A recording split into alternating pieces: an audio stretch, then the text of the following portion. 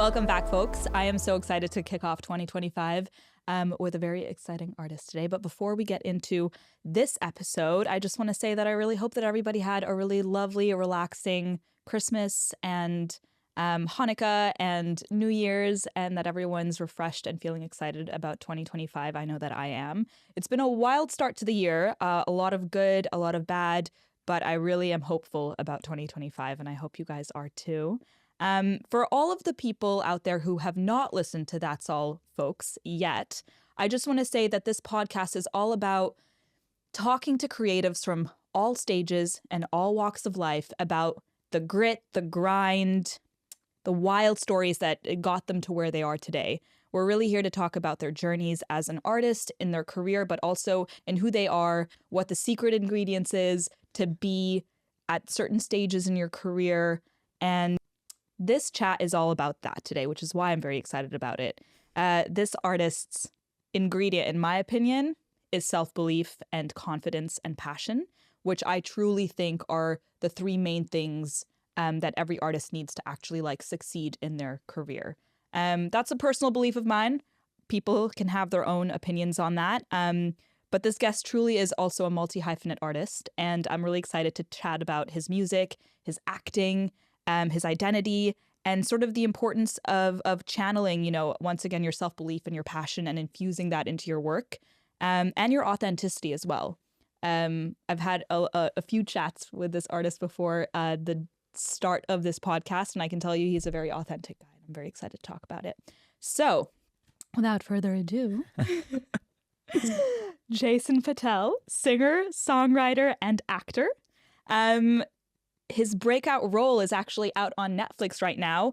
Unicorns, co-starring alongside Ben Hardy and written and directed by BAFTA award-winning Sally El-Husseini and James Krishna Floyd. It premiered at TIFF 2023 and BFI LFF, and it landed him a BIFA nomination for Breakthrough Performance of the Year, which is crazy because it's his first breakout role. So that is huge, guys. For all of you guys who are not actors out there, that is huge. Okay. His film also features his music, which is insane, from his new EP Delicious, which is delicious.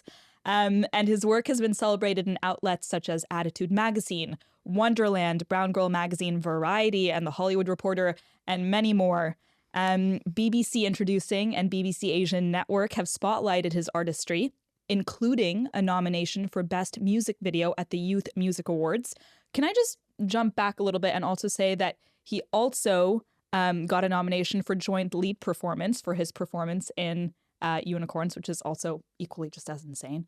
And he was also named Screen International Screen Star of Tomorrow of 2024, which again, insane.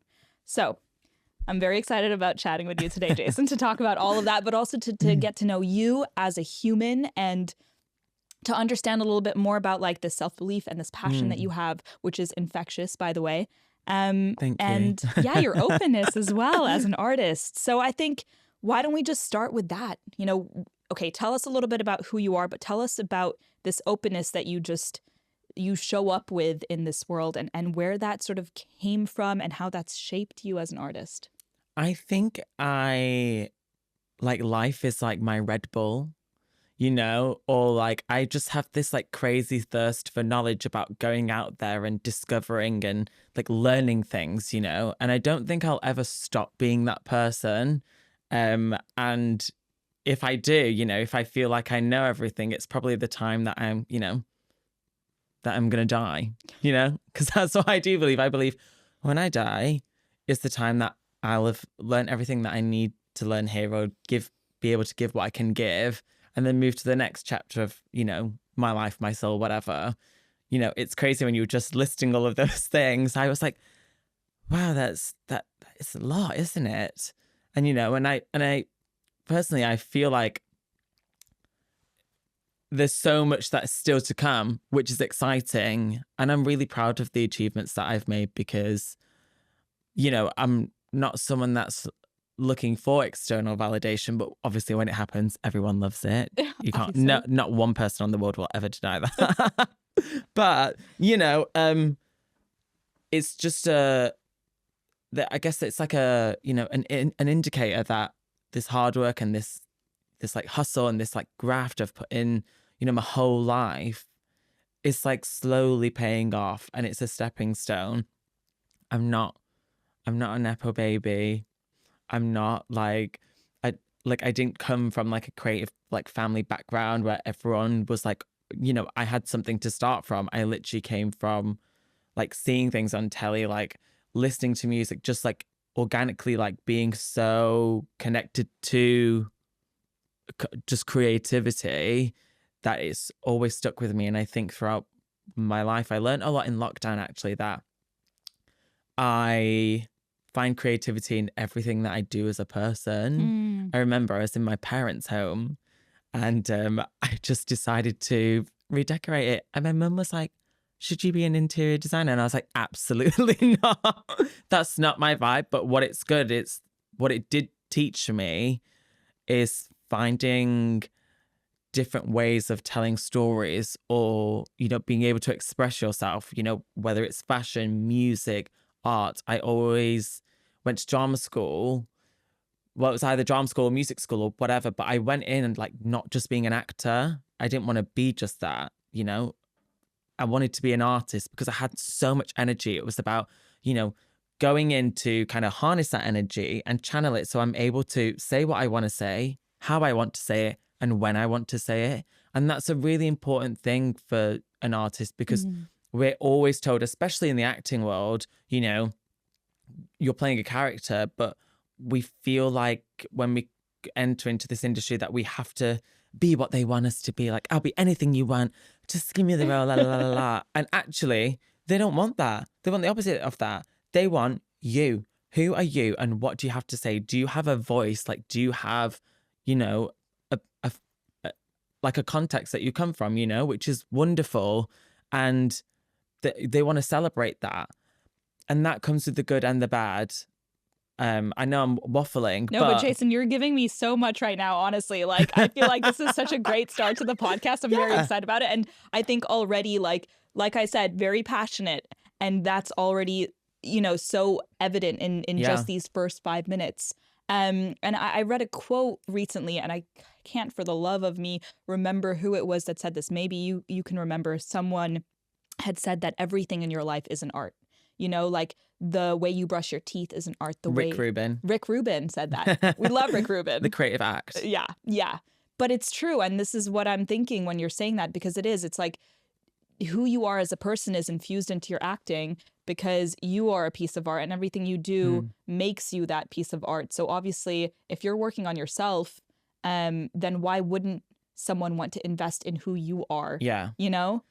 And that always comes with, you know, you see all these things. I think because like people grow up with these like talent show, TV contest like shows, etc. And you see like someone just goes from zero to a star, you know, big pots of money, la la la la la, the lottery, the this, the that. Like your life can change overnight. It's such, I don't want to say it's a scam, because it's not a scam. It's smoke and mirrors, you know. I remember when people were like, Katy Perry just broke out with Hot and Cold and now she's everywhere just overnight. Well, no, like she was working for years, being signed, being dropped, being benched, being this. And I thought, you know, it's happened to so many artists, but people don't really necessarily pay attention to that because they've decided not to.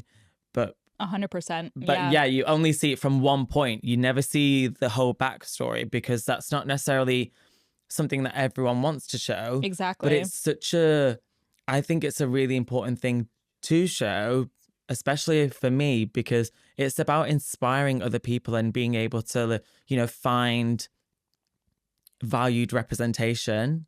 For me, I think it's really important because I didn't necessarily see anyone that looked like me, you know, but I know that I wasn't the only one probably feeling that this way about being a creative when I was younger. And I was right, you know, and it was really true because it was so close to home that my cousin, who was a couple of years younger than me, 3 or 4, you know, I inspired him to be an actor.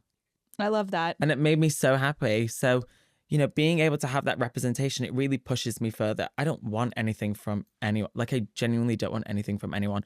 I just want to give, you know, and not expect anything back. Hmm. And that, I guess that's a rare thing for a lot of people, because people want to be actors or performers or, you know, on screen in the public world for many different reasons.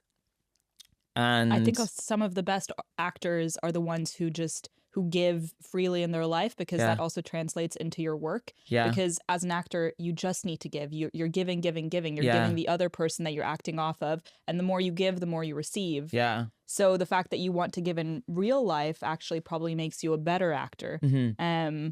Which, I mean, you're a wonderful actor. I've Thank seen you. unicorns. Honestly, you deserved all of those nominations and awards. You're truly so brilliant. Thank you. But I'd love to jump a little bit back into like your upbringing, because you did Yeah. say like, you know, how Katy Perry, there were so many different stages in her life that nobody dissected or talked about to get to where she is today. Mm-hmm. So let's go back a little bit. Yeah. Where are you from? What are your parents like? What is your upbringing like?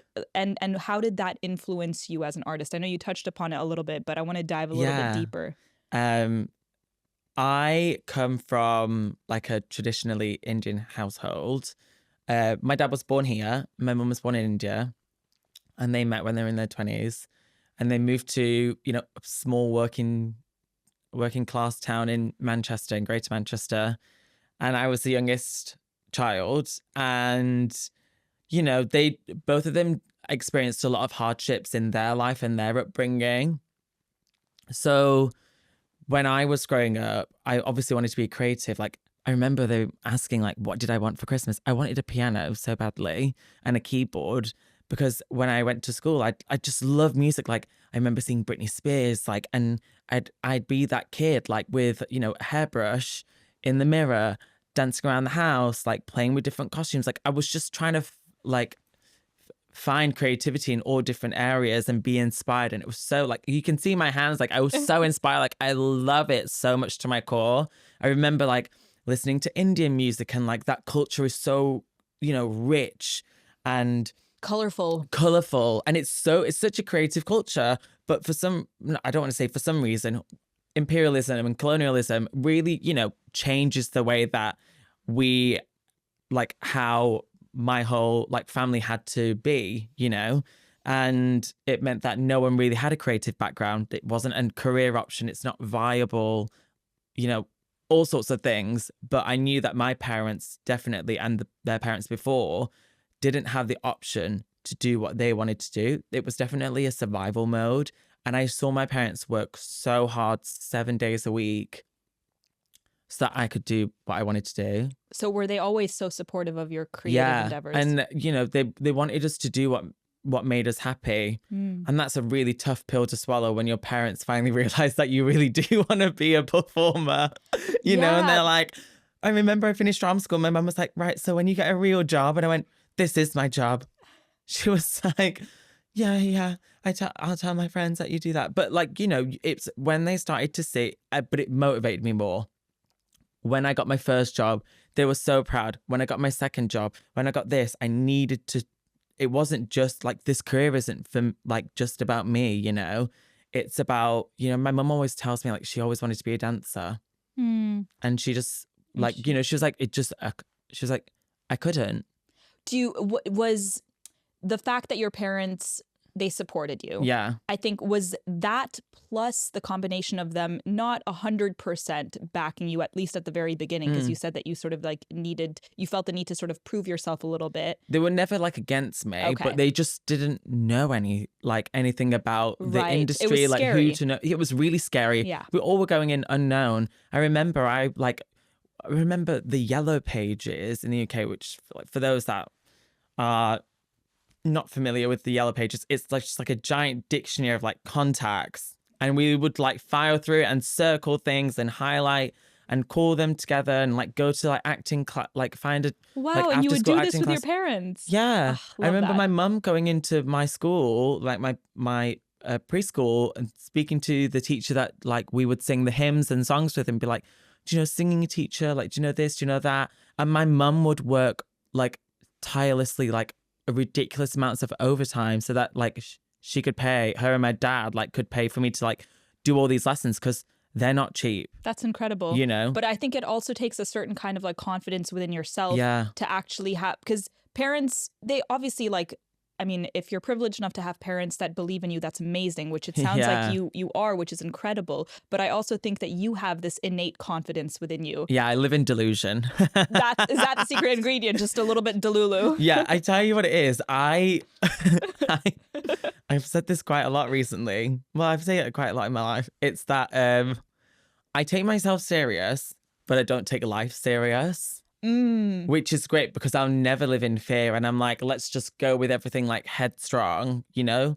Like, let's face the fears and let's see what we come out with, because I'm a bit afraid of, everyone's afraid of the unknown. So I like to know like what's happening and be organized because I'm that person. So when I don't know, I'm like, right, Jason, like I'm so scared, but let's just do it. Well, you've chosen the best career, clearly, because it's so in your control. Yeah. Well, yeah. Yeah. But I think that's also what I find quite electrifying and like maybe I'm a bit of an adrenaline junkie. Like when I was 21, I was on holiday with my friends for my birthday and they were like, was I 21? 20 or something like that. And we were in Greece and my friend was like, what do you want to do? And I went, I want to go up there and jump off that cliff into the ocean.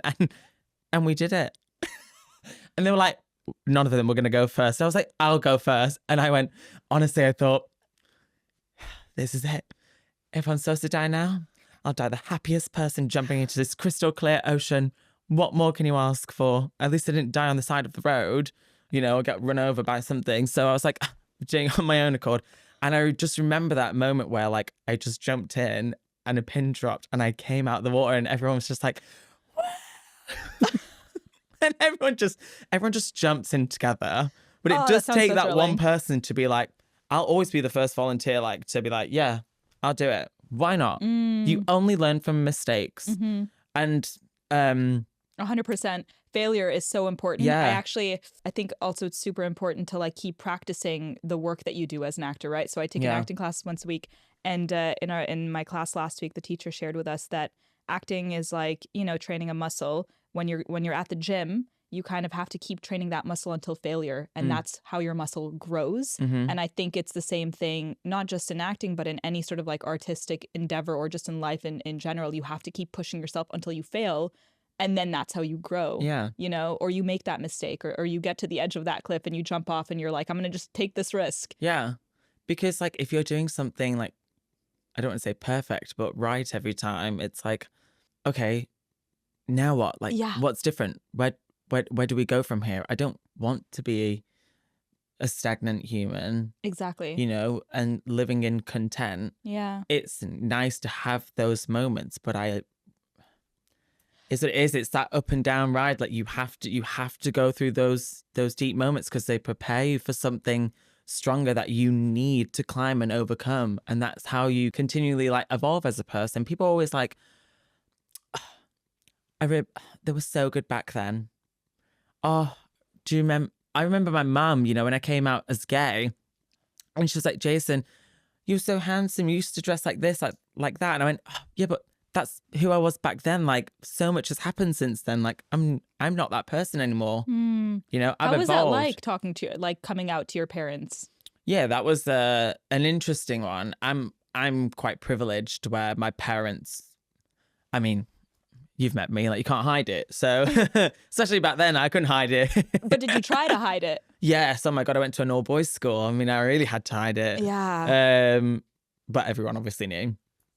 And you know, it's about you being able to accept that for yourself and be able to, that was probably a really scary thing to be able to come out to my parents. But I came out to my friends first and then my family. But I told my parents in an argument, which was funny. And just the heat of the moment. In the heat of the moment, Did they take it better than, you know, your parents in Unicorns do, which we'll come to in a second? Yeah. To be fair, my dad was like, they're quite, my parents are really progressive people, but even for them, you know, because I hadn't said it, you know, they didn't know, like, is it a phase? Is it this? Is it that? I might, like, they were fine. It wasn't the fact that I was gay that they, like, were scared of. It's that it took a long time for us to be on a journey because they didn't know anything about Again, being it's queer. the unknown. And so you have to go on that journey again together. You have to learn more. So then can you imagine you have a child who wants to be an artist? They're thinking, oh, it's going to live in our house forever. Oh, it wants to be gay. It's not going to get married. No one's going to love him. Who's he going to find here? Literally. So yeah, coming from these traditional backgrounds, I kind of resonate with that a little bit. I mean, I'm half Lebanese. Half of my family lives in Lebanon, also quite like traditional. In a lot of like the modes of thought over there. I'm an artist, so that was a little bit difficult for my parents to accept. My brother is an artist. He's also gay. Had to come out. Had to tell them he wanted to be an artist, and it's difficult having those conversations with a lot of parents from that generation, but specifically from like the East, where they have those traditional backgrounds. But I think that I don't know how it is in like Lebanese culture, but for us, obviously, deeply rooted in like Indian history is a lot of queerness, which is wonderful, but obviously colonial mindsets and all that stuff. And fast forward, so it took like a year of like me and my mum like kind of rebuilding our like relationship, but we're having all these arguments. So I remember I actually broke down one time and she was like, I was just absolutely like crying, and she was like, what's the matter? And I was like, everyone's so supportive. And I'm like, I'm so sad because like, you're the one that's hurting me the most.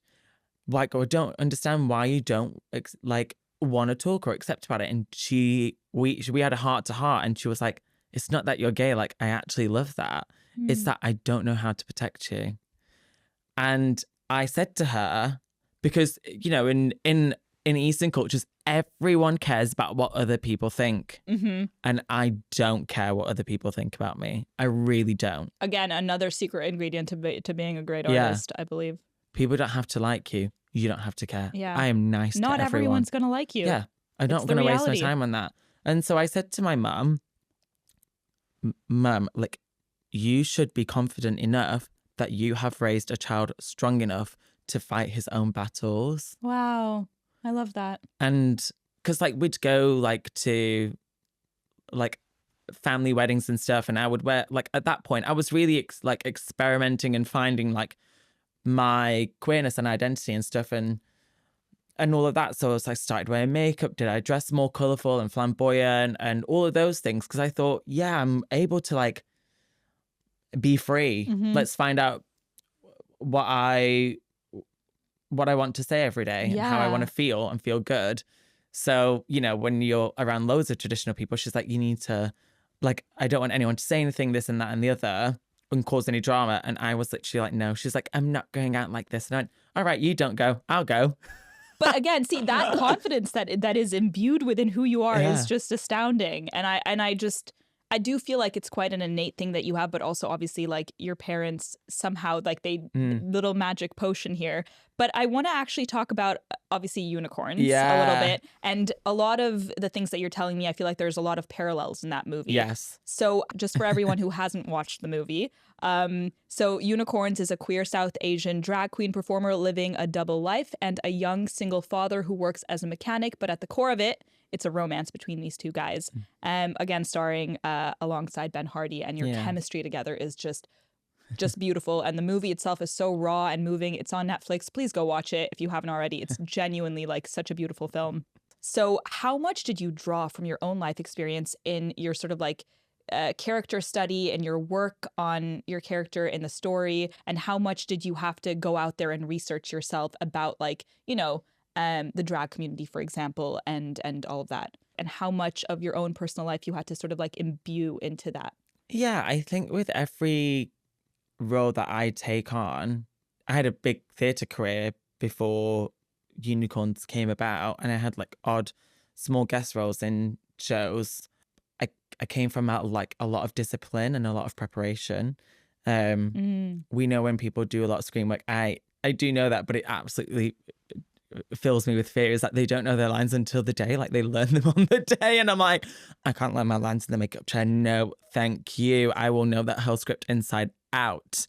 So it was about, I think that really helped me because that disciplined preparation and working with Sally and James and going so deep into the character was really helpful because I learned everything and then I can let it go. in terms of like understanding about the the South Asian like drag community, etc., I had been to like one of the nights that it's like stemmed off because it's such an underground scene, you know, South Asian queer people, you know, this style of drag is, you know, realism drag, which is like such a historic piece of drag that comes from, you know, South Asia, and which is really beautiful, but it's different to the RuPaul style of drag, you know, and that just comes from like the whole item girl era, which is really inspired Bollywood. So there's a lot of like intertwining there. So I did a lot of research in terms of that. I spoke to a bunch of queens. I went to see shows. I'd already been to some of those things before because it was about finding community, and you see lots of other creative artists there that are doing incredible work. I remember for me, it was always about being real. And I got a note from Sally, the director, on one of the first, like before we even started filming, actually. And then she reminded me one time, because I was really in my head one day. And she was like, Jason, don't say anything unless you believe it. She was like, I'll wait there all day until you... But the words that come out your mouth, I want you to believe them. Okay, can I just pause for 1 second? How did you know what you were about to say was something that you believed in before you said it? I think you feel it. I go into, don't say I go into a zone, but I don't know. I have this thing where I know that, this feeling where I know that like from the top of my head to the bottom of my like feet are all aligned and they connect. It's like an electric feeling through your body. I like close my eyes and I like send to myself, like whatever people do to feel that way. And I open my eyes and I'm like, I'm here with you. It's about, I connect with, I always say I come alive with a microphone, and you know, the camera is my best friend because the camera, you know, is the love of my life. I feel sorry for the future love of your life. He will always come second. Sorry. But you have to, you know, you are in a relationship with this item. You know, you obviously I'm performing to Ben, or like we're in it together, but you know, you have to be able to juggle all those things. So be able to remove yourself from all of that and be here with that person. It's about being present, I guess. And that's for me is when I believe it'll come out. I don't want to say I feel it because it's not for me to just feel, it's for the audience to feel. But I have the thoughts in my head. So I know it's not Jason. This is Ashik, this is Aisha, this is Joe Blogs, this is whatever character I'm playing. Yeah.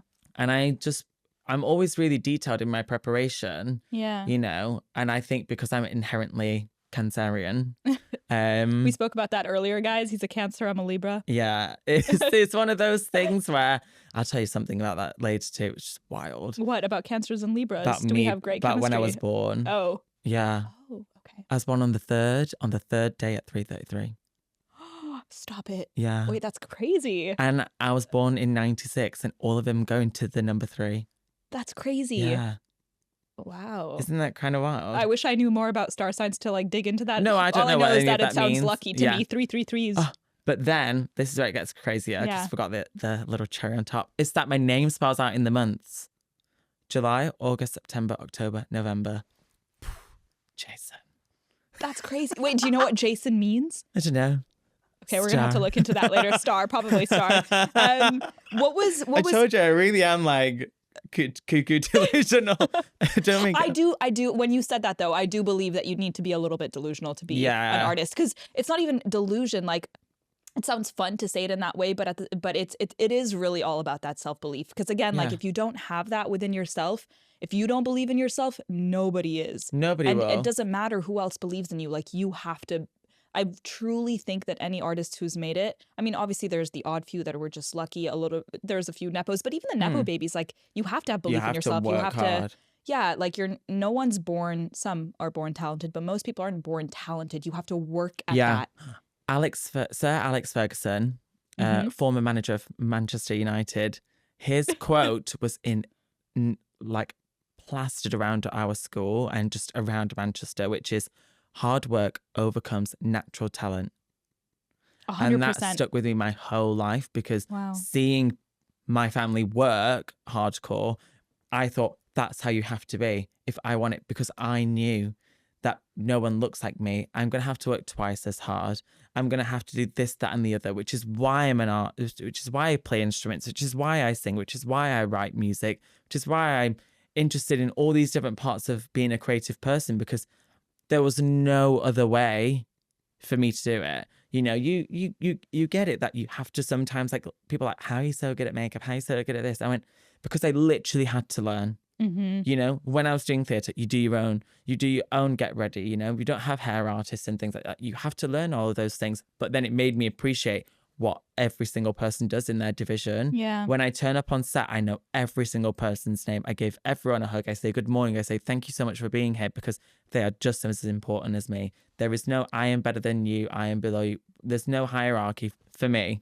There shouldn't be in general. I No. wish we lived in a world where, like, the heart of the governance and the way that we functioned was circular rather than Yeah. like a pyramid. Because it's a team. It's a I team, didn't get 100%. here on my own. Like, you can't do anything without every single person on that team Yeah. in any organization, in any work that you do. And yeah, no, I love that. And I think that's super important. I also wanted to sort of like touch a little bit on just before we jump into your music, because you did mention that, and I really want to talk about your music because I've been listening to it. I listened to it all the way here and I love it, and it makes me feel all sort of sultry ways. I want to talk a little bit about a specific scene in Unicorns that I thought was super powerful. I mean, there's a lot, from like the lipstick scene at the very end to the acid scene, which I don't want to give any spoilers for people who haven't watched it. Well, But they should have watched it by now. you should have watched it by now, guys. What's wrong with you? Come on. If you haven't, just pause this for one moment, watch the trailer, and come back and watch this. Wait, actually, yeah. Just rewatch this entire podcast episode again, because everything will make more sense. But that scene specifically, what sort of research did you have to do to get into like that mindset? And, you know, obviously that those things are a horrifying reflection of like what does happen in reality as well, right? Yeah, that was quite intense, actually. You have to be able to, I think for me, it wasn't necessarily like every acid attack scene is obviously different, and it's absolutely just horrifying that is a thing, you know. It was just about making sure that it wasn't fake. I wanted to just understand what that process is like. So, you know, I read about it and like people's accounts on it. It was about a lot of discussions with Sally and James, kind of how your body physically is and what you have to give. I remember I actually like hurt myself, my toe really badly because I was just going so hardcore and they were like, I actually like this is so horrible. I literally lost like my big toenail. There was blood everywhere. I fainted, like fell on the floor. And I thought they called action in my head, and I literally played out the acid attack scene in my head. So my body was shaking, Jason, and the that is paramedic commitment. came. Don't try that at home, guys. Don't do that at home. But like it just happened because we were in a cut, and I was like, "Oh, there's blood everywhere," and there was like, "I'm bleeding," and then like my toes lifted, and I think the paramedic was like, "Yeah, you're gonna lose a toe," and I went, "No, I'm not," and I just went, my arms just rolled. I'd never fainted in my life, so when I woke up, they were like, I was like, I thought they held cut, like Sally and James like called cut on the scene. So I obviously woke up and they were like, there's a paramedic. And I was like, you're not Ben, like what? And they're like, and she's like, do you have epilepsy? And I was like, no. I was like, but weren't we just doing the scene? They were like, no, you passed out. Man, the things that actors that we do for but they all wanted to send me home. And I said, absolutely like, this is not. gold, guys. Let's keep this going. But this Don't wasn't hurt even yourself. the scene. No. How do you keep yourself sane in this industry that we're in? Because I think mental health is so important as an artist. Yeah, you have to find happiness in so many other areas. You have to be fulfilled as a person. You have to remember that this is a job. Mm-hmm. This is your career. This is a business. Not everything is super personal.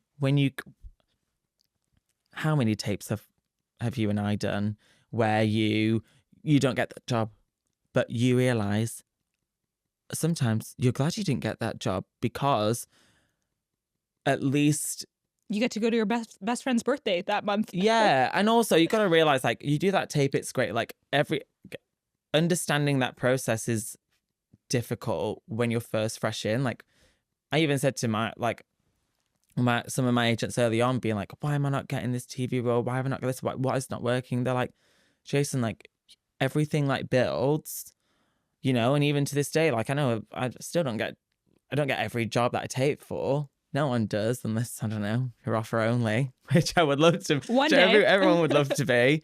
But I always think, oh, I'm going to have the most fun doing it, you know? Mm-hmm. And I enjoy doing self-tapes. I enjoy auditioning. I enjoy that because you meet people. You get to, like, play with a script. It's practice. Yeah. You know, it keeps you in check. And you have going. other creative endeavors that you're also, like, infusing, Yeah. because I think that's also important to sort of, like, have other hobbies. Like you said, joy, happiness, super important. You have music. Yeah. I also find, like, fitness is a really big part of my life. Like, working out and exercising is a really big part of my life. Can we just talk about the fact that you run and do your vocal exercises while you run? Yeah. Which is insane. Yeah, I love that. It just kind of came out of, like, being efficient with time.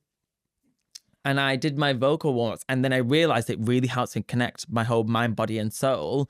And it helps me get breath control and drop in my voice. And also, you're making silly sounds with your headphones in, and people obviously looking at you, and all you have to do is just keep running. I love that. And keep going. And you're like, I don't care if I look ridiculous. This is helping me. Yeah. And it doesn't matter what people, because I mean, you don't care what people think, which is great. And I think that that's such a beautiful way of, like, living your life. Let my lines on the treadmill, everything. So what, you're literally running and you're doing, like, the breathing exercises. You're doing, like, ha, ha, like, what? Yeah. Doing that. All the lip trills, all the scales, singing the songs. When I need to learn lines, I learn lines of, I just kept thinking, like, oh, why can't I not just read it and then know it? Well, I realized that, and then I'm like, but I can listen to a song and I know half the words. So then I started recording my scripts on voice notes. Do you sing them? No, I just like you just say them. Okay. I just like say the script because I want to know not only my lines, everyone else's lines. So then I just record it as a voice note and then listen back to it and just like speak along with it. So that's how I learn it. That's really smart. I've never tried that before. Yeah, it's really so good. I just loved it because then you hear your cue lines and you know what someone else is saying, and then you know the story inside and out and back and forth. So you try to infuse the work into your everyday life, in your exercise, in your meditate. Do you meditate as well, or do you have other sort of, like, things that you do for your mental state? I love hot yoga and swimming. Swimming. Because I always say I feel like one with water. You're a Cancer after all, so. Oh my God, I used to, like, run a bath, sit there, and then when it used to go cold, I used to, like, rerun the water so it would get hot. My mum would be like, what are you doing? And then I'm like, just chilling. I remember one time it was so quiet. I like to put my head underwater and just count. I sound like an absolute weirdo. No, I did in the bathtub, and my mum, like, turned the lights off, and I went, I'm in. And then I turned up and I'm in here. And then she obviously turned them back on. And I remember I, like, did it again. And I think she came in. She must have thought no one was in there. And she was like, what are you doing? And I was like, no, I'm not trying to kill myself. I'm just counting. I just need peace. I'm just underwater. I just need peace. I'm trying to do the Wim Hof method. I don't know. Not even that. You know what it is? It's that my mind goes at 1,000,000 miles an hour. I'm such a sociable person. I love chatting and connecting with people. But when I'm at home, I need to, like, be alone. Yeah, no, I feel it's that. It's a balance. Also, your songs, I mean, you did mention to me that your songs are for people who like to sort of, like, take hot bubble baths, and, like, you try to create a sound that, like, is like for that sort of zone, like drink wine and touch yourself, like, do it. Like, love it. Like Kama Sutra, which again was listening to it on the way here, really makes me feel all kinds of ways. I was like, oh my gosh, this song is getting me going. So can we talk a little bit about your music and, like, what inspires you and what inspired specifically the title Kama Sutra? Let's talk about I kind of wanted to reclaim, like, my culture for me. When people tell you, like, this is who you are and where you come from, I'm like, no, let me find my, like, connection to my background, my history, you know. And so I just kind of thought, well, people are really, like, can we swear on this?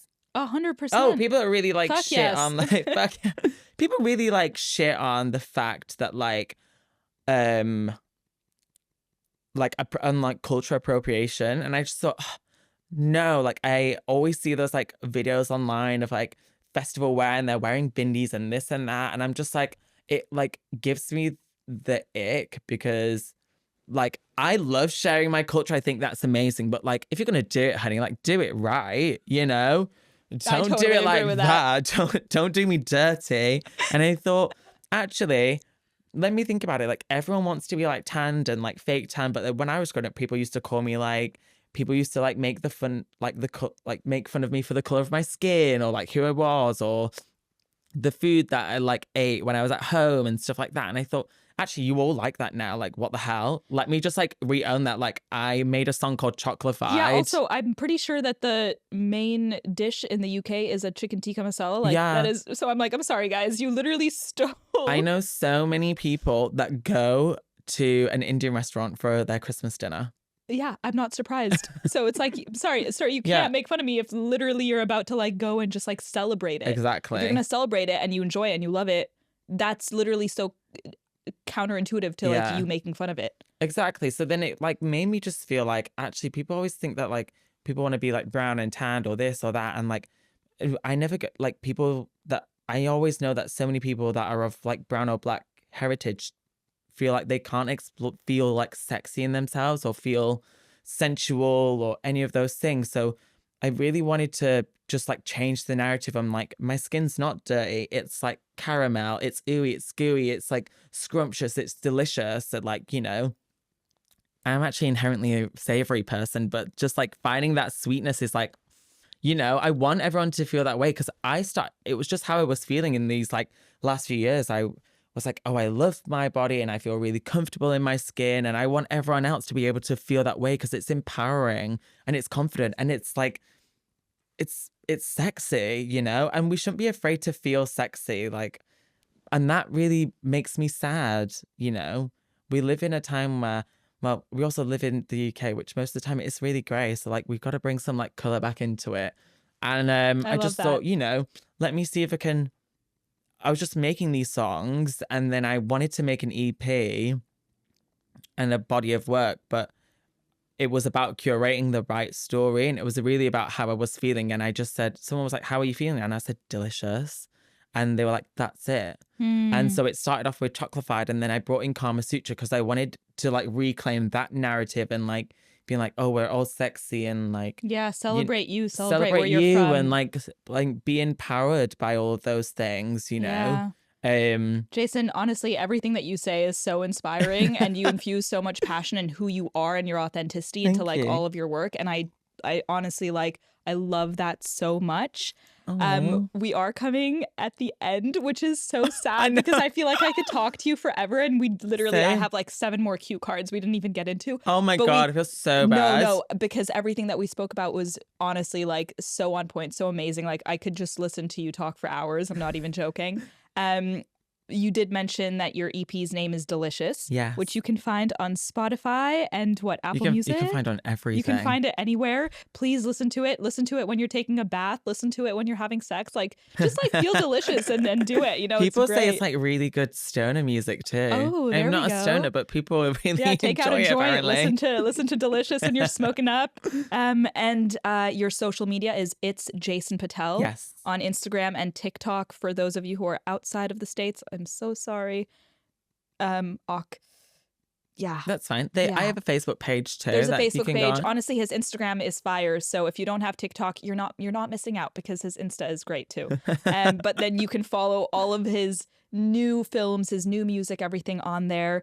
And also our Instagram, That's All Folks, which is That's All Folks Media. Follow us there on Instagram. We don't really use TikTok, so that's great.